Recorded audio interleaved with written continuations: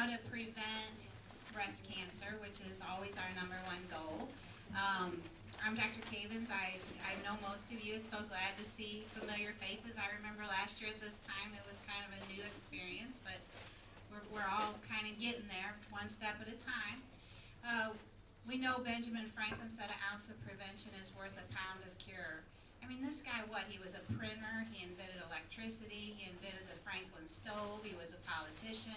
He would have been the whole team for us. We could have just had one guy if we had him, but anyway, we thank him. He's one of our forefathers. Oh, I get to move my own slides. So when I first came here, I really wanted to start a program with multidisciplinary breast care and focus on mostly prevention, but of course diagnosis and treatment. And the treatment is the one that takes the whole team. And sometimes we don't think about how many people it takes.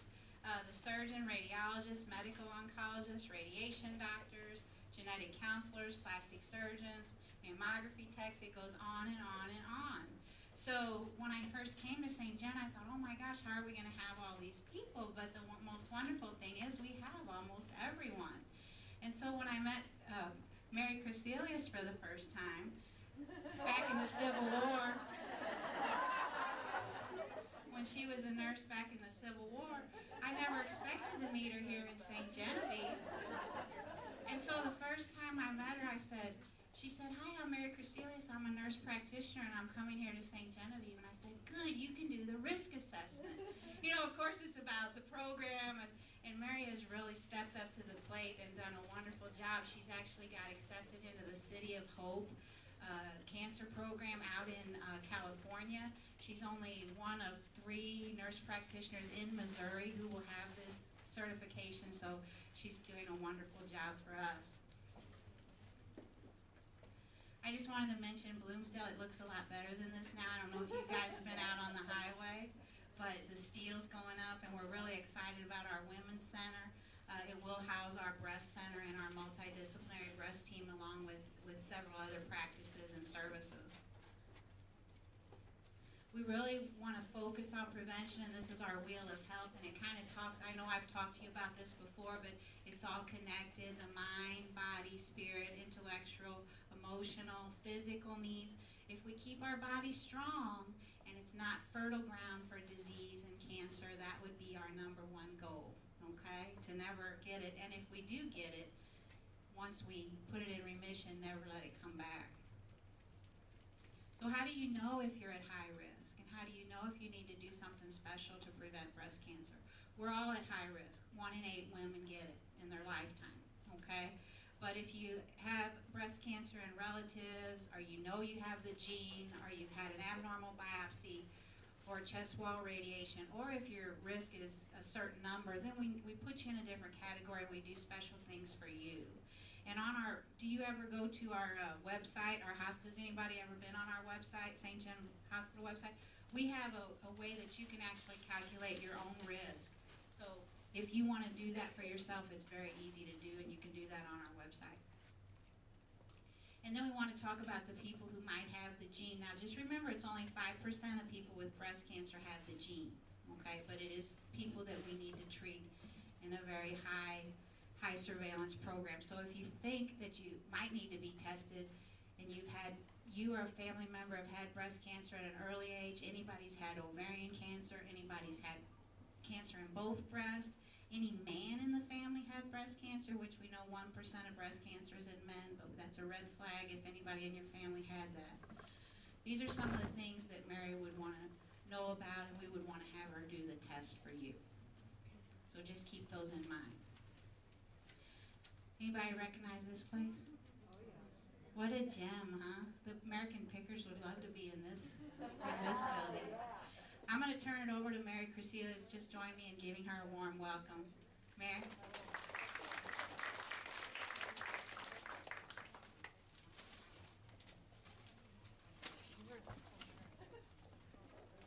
So I'm really excited to be back here too, and it's just really exciting to see all the women who showed up on this really beautiful day. And I found this quote as I was looking for things to put in my program, and it says, women change the world, and I really believe that. There are women who make things better simply by showing up. There are women who make things happen.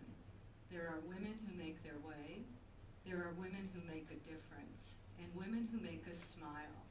There are women of wit and wisdom who through strength and courage make it through. There are women who change the world every day, women like you. And I have to say that the women I've met in my practice, the women I've worked with, the ladies auxiliary have just all really embodied this whole quote. So I'm just privileged to be here, and I'm going to kind of talk about a complicated topic, and I'm going to try and make it easy, but it's taken me a while to even begin to understand this. So if you kind of leave here thinking, I'm not even sure what this is all about, we have lots of time to talk about it when you come and see me, or we'll be giving a lot of different programs. Let's see, which one do I just press up? Down, okay. So we're part of this great hospital who is committed. I've never worked in a facility that is as committed to women's health care. And our goal really is preventative health care. And it's amazing that we have Dr. Bosner here, and I'm sure he told you that the #1 killer of women is heart disease. And I mean, it's amazing. We have our own cardiologist now. We have Dr. Cavens. She's a breast specialist out of St. Louis. I'm just so enthralled and excited to be part of a hospital that is committed to women's health care. And again, like Dr. Cavens said, our whole goal is preventative health care through the whole lifespan. So it's going to be something that you're going to hear us talk about a lot, is how can we stay healthy? And like Dr. Cavens alluded to, because of our hospital's commitment to healthcare to women, and its specific commitment to breast care for women, and its commitment to creating a women's wellness center that has its own breast surgeon, we were selected to participate in this program that is coordinated by the NCI, or the National Cancer Institute. And the people that we're working with are writing the papers that are changing how we detect and treat breast cancer. And because our hospital was selected to be part of this program, we have access now. We're considered a part of the City of Hope Hospital in California. If we have case presentations that we think are interesting or complex, we can bring it to a panel of experts. So it's a really amazing opportunity. And then again, we got to participate because of the commitment to women's health care that we showed. So identifying and managing hereditary breast and ovarian cancer syndrome. And so the news is kind of out there that we have found a gene that causes breast cancer. And now we have ways to look for this gene, and we have things that we can do once we find this gene to prevent breast and ovarian cancer. So that's pretty exciting. It's a new world. I feel like I'm learning a foreign language. It's where medicine is going. I'm just amazed at how medicine is changing. And again, just the thought that we can identify a gene in women that can cause breast cancer, and if we can find that gene, we can take steps to reduce risk and maybe prevent breast cancer. And this is just kind of what the gene looks like, or how it looks when they test it. So you're going to hear a lot about how important family history is. And one of the things I love about my job is I get to hear women's stories, and your stories are really important, and your family history is really important. And so it seems like women are the gatherers of these stories, and it's so important to know what diseases are in your family. And so for all women, as you begin to go to family reunions, find out that information. Find out, was there a cancer in the family? What type of cancer was it? And how old was the person when they got that cancer? Because those are the parts of the story that are really important. And it's the part of the story that your children need to know too, so it needs to be known. some things are known readily in families, and there are certain traits that you just can't deny that you're not part of a certain family. On the other hand, we all have information, again, that's in us, that's in our genes, and we're just beginning to understand how important that information is. So we're talking about a gene that's called the BRCA gene. And like Dr. Caven said, really only 5 to 10% of breast cancer is related to this gene. So 90% or more of breast cancer is not related to this gene. But if you have this gene, it's probably the greatest risk factor that we know of for women and men that they will be at risk for breast cancer. And again, this is just showing out of all of the people that would be at risk for cancer. Again, it's just a small percentage of people who have the gene. Family history, again, is so important. And so just like Dr. Caven said, when you come to us and you say, you know, my mom had breast cancer, her sister had breast cancer, oh, my grandma had breast cancer too. Well, even if we don't find a gene in the family, we know things that we can do to watch you more closely just based upon your family history. And it's amazing that we have Dr. Cavens here who's brought this knowledge to us. And I think she's going to talk a little bit more about surveillance. If you have a high family risk of breast cancer and you meet certain numbers, we do MRIs of the breast, we do alternating with mammograms, and we can find breast cancer early. And if we find breast cancer early, it's treatable, it's survivable. So we talked specifically about BRCA1 and BRCA2, and out of all the genes that can cause breast cancer, those two cause the most genetic defects. So how do we do it? Well, I have to tell you, the women that show up in my office for this testing, I admire them so much. I think it takes a lot of courage to come and say that you want to be tested for a gene. And most women, when they come to my office, tell me that they're doing it for their family, for their daughters, and I'm always amazed at that. And so, again, I'm privileged to get to care for the women that I see, and I'm always amazed at their courage. So the important thing, again, to remember is if we identify a gene, not everybody that has the gene will get breast cancer, but you can see there's an 87% risk of a woman who carries the gene of getting breast cancer through her life, as opposed to a 1 in 8 risk if you don't have the gene. And this is just kind of what we go through, and if you can kind of look in this family, it's kind of like the family I talked about, where you can see there is breast cancer that's has come down through relatives. And when we find a gene, it tends to affect about 50% of people in the family. And so it's kind of interesting if you look at this family, 1, 2, 3, 4, 5, 6, 7, 8, 9 people, and these people are carriers, and those two got cancer. 4 out of the 9 brothers and sisters were affected by the gene. And so it's something that I kind of look for is in families. We're about 50% of people affected. Another thing I look for is, does it seem to come through the family?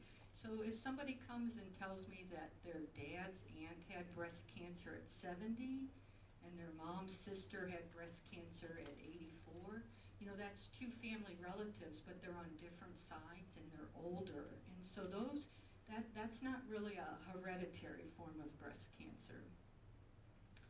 So just like Dr. Caven said, some things that I'll look for, some things that tell me who do we want to test for this BRCA gene. Well, anybody that's had ovarian cancer, and Medicare will pay for this testing for anybody who's had ovarian or breast cancer. So any family that has a relative with ovarian cancer is a family that's at risk for the BRCA gene. And then we talk about breast cancer that's been diagnosed before the age of 50. The 2 primary relatives, so a daughter, a sister, a mother, or an aunt, and it can be on the mother or the father's side. 2 relatives, any male breast cancer. And then as you can see, We're starting to associate pancreatic cancer, maybe prostate cancer.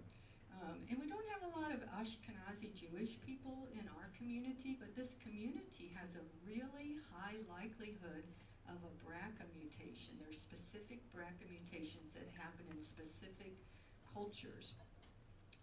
Some of the women in our community have already been identified to have the gene, and so then we need to test the relatives of the women who have the gene.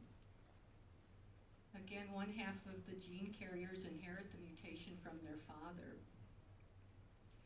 The other thing is in very small families, so if you were an only child, or if maybe your mother only had one sister, it kind of changes how we look at you. So there's a lot of things that we discuss. And again, this is just showing that same pedigree. It's kind of just how to think about it. And again, just family history is so important, but the reason we want to look closely is if we identify the gene, there's such a great risk for breast and ovarian cancer. And we already talked about if you do have the mutation, you're going to have an 87% increased risk of having breast cancer in your lifetime. The ovarian cancer risk is a 44% increased risk. Women who have been identified to have this gene, they have a 67% more likelihood to get a second breast cancer. So it's part of a treatment option too. Again, this gene has been related to pancreatic cancer and melanoma, so those are cancers that I'll want to know about. So again, the whole reason we do this is to allow for individualized medical management. We are able to say who is at highest risk for breast cancer, and sometimes being tested and getting a negative result can relieve a lot of anxiety, because if a mother does not carry this gene, it cannot skip generations, and it can't be passed on to the children, and so it can be reassuring. So when you get the test, you can get 3 different results. Positive means you do have the gene. Negative means that you do not have the gene. And it means that you don't have the gene that we know to test for now. So this is changing, and we're probably every year going to have new information. And they're beginning to find some genes that they're just cataloging. They're not sure what their significance is, but we keep an eye on those women. And again, this is just going over what we said, that again, when we find that risk is for breast cancer and ovarian cancer is so much greater. This is the ovarian cancer risk, the 44% increased risk. So we're going to talk really quickly, if there is a mutation that's found in the family, you do not have to do this, but we do offer women the option to have their breast tissue removed, and they can have implants put in, and that can reduce the risk by greater than 90%. So we basically can almost prevent breast cancer in women if we find this gene. And we can also take women's ovaries out once we find this gene. And we usually wait until women are done having their children, or until they're over age 35, to offer them that option. And it's very interesting. There's some evidence that in women who carry the gene, taking the ovaries out improves their survival with breast cancer. We used to be afraid of giving young women low doses of hormone therapy after they had their ovaries out, and now data is suggesting that we can, so women can have a quality of life if they have to get their ovaries taken out at an early age. We know that just something like an oral contraceptive can reduce the risk of ovarian cancer by greater than 60%. And so if we identify a gene, we can offer an option of something like that. If people decide that they don't want to have their ovaries taken out, then we just monitor them closely with a blood test and an ultrasound and a pelvic exam every 6 months. So again, if we've identified people at high risk, we're being proactive in trying to prevent cancer. So again, I'm always amazed at the Courage Women show, and it's just been a privilege to get to hear women's stories and to be part of an amazing group of practitioners and physicians in a hospital that's committed to women's wellness. And we're hoping to make this word a common word, previvors. And so we want to identify disease before it starts, and we want to prevent cancers. Knowledge is power and hope. And again, I do think all of the women here embody this, that you're just life. And I would be remiss, you know that I believe totally in eating healthy. I'm sure you heard that from Dr. Bosner also. So gene testing is one part of a whole strategy of how to stay healthy and prevent heart disease and even prevent breast cancer. Lots of fruits and vegetables, lots of good vitamin D. If you guys have been to see me, you know I'm like a big vitamin D proponent. Besides being good for our bones, there's some evidence that good vitamin D strengthens the immune system and helps to prevent breast and colon cancer. And I also heard that Dr. Bosner didn't give you his pearl, and so I get to take credit for this. When Dr. Bosner first came, I was talking with him, and I asked him about what supplements he recommended for women, and he said, oh, I can tell you that easy. He said, I want every woman to take 2 fish oil capsules daily. I'm like, okay, the fish oil, and he's like, 1 biotin. He's like, the biotin's good for your heart, but it's also good for your skin, hair, and nails. And I was like, oh my gosh, I will take biotin, and as soon as I tell women, you know, our hearts are fine, but tell us something for our skin, hair, and nails, and we're on it. So that's my pearl. And exercise. So any exercise you enjoy doing is so important. And again, the goal is to keep women strong and healthy so that they can enjoy life and enjoy time with their families. And my last quote here is, may you always have enough happiness to keep you sweet, enough trials to keep you strong, enough success to keep you eager, enough faith to give you courage, and enough determination to make each day a good day. I'm going to give you back to Dr. Cavens now.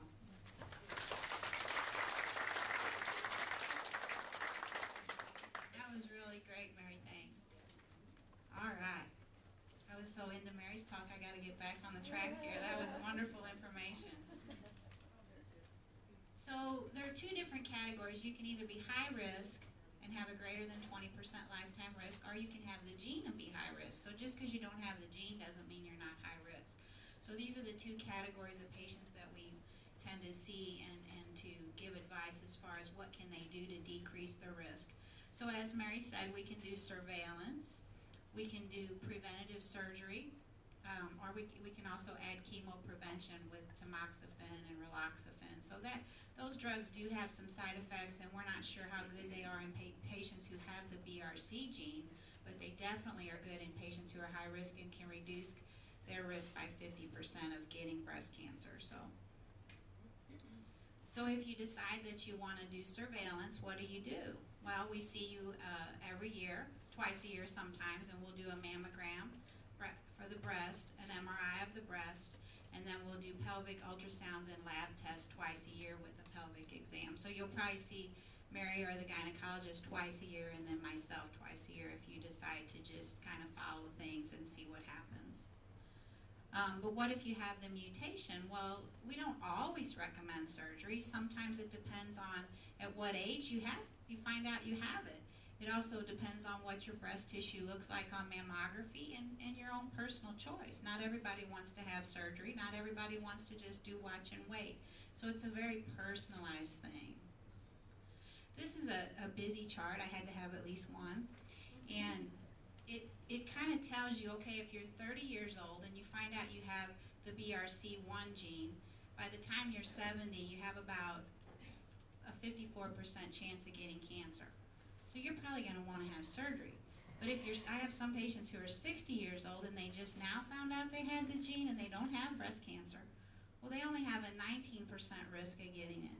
So sometimes we say, well, you know, that's okay. We can you're already 60. You kind of dodged a bullet. Maybe we can do surveillance and do mammography alternating with MRI. And so a lot of it depends on your age. A lot of it depends on what your other family members have been through. So either way, you're covered. We're going to follow you and help you manage that risk. This is probably your idea of mammography. How many of you have had mammography this year? Good job. How many of you have had digital mammography? How many don't know? Okay. Digital mammography, we have, the hospital actually invested in that about a year ago. And I know Dr. Fernandez gave a wonderful talk at this meeting last year about it, so I won't belabor the point. But it is much gentler, and the photos are better. I'm not saying you have to have it. A film mammogram is better than no mammogram. But we are fortunate to have digital. And just for the general population, baseline at age 35 and then yearly after 40. Now, if you have the gene or if somebody in your family had breast cancer at 35, well, we're going to start you at 25. We always go 10 years younger than the youngest person in your family who had breast cancer. And if you had the BRC gene, we'd start at 25 anyway. So we do have some young women, they have the gene, they're not ready to have surgery, they're going to have families. We start screening them at 25 with mammography alternating with MRI. I wanted to just point this out. We talk about dense breast tissue. Has anybody ever heard of dense breast tissue? There's a lot of discussion. All right, this person does not have dense breast tissue. They have pretty much fatty, what we call fatty replaced breast tissue. It's very dark. This is the cancer. See how the cancer looks white, but the breast kind of looks gray? Okay, imagine trying to find that breast cancer on this person's mammogram.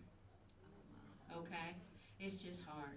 So if you have dense breast tissue, you're going to be more likely somebody, when you're high risk, we're going to definitely be doing MRIs. If you have this kind of breast tissue where we can really see it clearly on mammogram, we don't always have to do MRI every year, maybe every 2 years. So that's why I say it's very individualized. I know it's kind of your idea about mammography, but you know, it's much better now. So this is what an MRI looks like, okay? The MRI is a tube that you lay in, and you actually lay on your tummy, and the breasts go through the holes, kind of like the milk cows, you know, when you put their breasts through and you do the, I mean, it sounds bad, but it's more comfortable than a mammogram, but it's still not fun. I tell people, when you have an MRI of the breast, it's like laying in a metal trash can with the lid on it and a jackhammer hammering on the lid for 20 minutes. I mean, that's what it is. It's not a great experience, but it's tolerable. Sometimes people who are claustrophobic have to have something to relax them, and that's okay. We're okay with that. But this is what it looks like. See, you can see the breast tissue very clearly on the MRI, and it's just a lot more. It's a physiologic test where mammography is an anatomic test, but we don't miss a lot on MRI. It's not perfect. In fact, it actually overcalls things and finds things that aren't even there. So if we do the MRI and we see something, we don't automatically say it's cancer. We're going to go take an ultrasound and look at that part of the breast, and if it looks like something, we'll do a biopsy. We don't just make a decision based on an MRI. Any questions about mammography and MRI? I think this is the most photographed, painted, looked at house in St. Genevieve. This is the photo that I submitted to the 573 winter photo contest last year. They didn't even say anything about me. They had some wonderful applicants, but does everybody know where this house is? Yeah, out on 32. She's about ready to hang it up, doesn't she? Looks like she's about ready to fall down.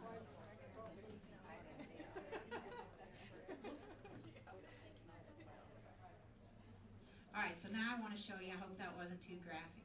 I want to show you, well, what if you do decide to have surgery, okay? What if you say, my risks are high enough and I don't want to get mammography and MRI every year and I don't want to worry about this gene. I just want to have surgery, okay? Well, we know that with the gene, doing bilateral mastectomy can reduce your risk between 90 and 95%. It's not 100, okay? We know that removing the ovaries can reduce your risk by up to 80%. It's not perfect either. But sometimes you feel empowered even though it's not perfect. I mean, if I had a 95% chance of winning the lottery, I think I'd be playing it. So, you know, it's also a personal choice. These are some pictures, and if anyone is, I mean, you can see them on the internet. I hope no one's offended, but this is the reality. Some people want to know what's it going to look like if I have surgery, okay? This lady had preventative surgery. She did not have reconstruction, okay? That some people don't want. They just want to have both breasts removed. They don't have any reconstruction. A lot of my patients just wear tank tops. Some of them wear prosthetic bras, and they're fine with it. They don't want to go through having an artificial implant put in their body, or they don't want to have muscle taken from elsewhere, and they're okay with it. And some, believe it or not, some young people make this decision. Well, she made this decision, and then she decided, you know what, maybe I do want to have reconstruction. So she went back, had delayed reconstruction. She had some saline implants put in. She had nipple tattooing. It looks pretty good, okay? This lady decided, I want to have it done, but I've always had small breasts and I want to go bigger, okay? So she had her breast tissue removed. She had implants put in. The nipples were removed, and these are tattoos, so it looks pretty good. This lady decided, I want to have breast surgery and have my breast tissue removed so that I don't have to worry about breast cancer, but my breasts have always been big. I want to go smaller, okay? That's all right. So she had her breast tissue removed, and she just went down a couple bra sizes, and she's more comfortable now. This lady was somebody who within the past 2 to 3 years, what we've started doing is nipple sparing mastectomy. And if someone has high risk or the breast cancer gene, we don't have to remove the nipple anymore. We save the nipple, and we do what's called nipple sparing with reconstruction. Now, these are her own nipples, so they look better than a tattoo usually, but they are not functional nipples, okay? The nerves are still removed. They don't have any sensation. The breast is no longer a sexual organ. But we don't have to remove the nipples anymore for prevention. So I just thought maybe everyone would want to see, well, what exactly does it look like when we want to have this surgery?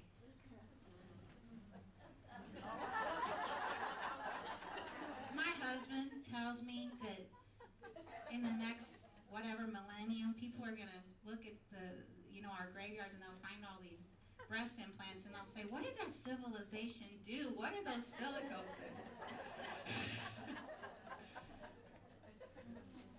So I just, we are really privileged to be in the community. I mean, to be able to work with people like Mary Crecelius and Dr. Bosner and Tom Keim and the marketing department here. I mean, when it's right, it's right. And I just don't know what I did in my life right to be able to be on this team, but I really feel privileged to be in the community.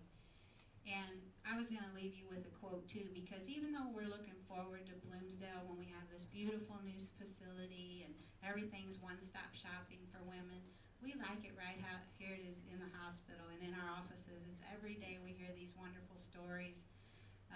Every day is a pleasure and wonderful. So I think Bloomsdale will just be icing on the cake. So that's what I'm going to end with, and I thank you for your attention.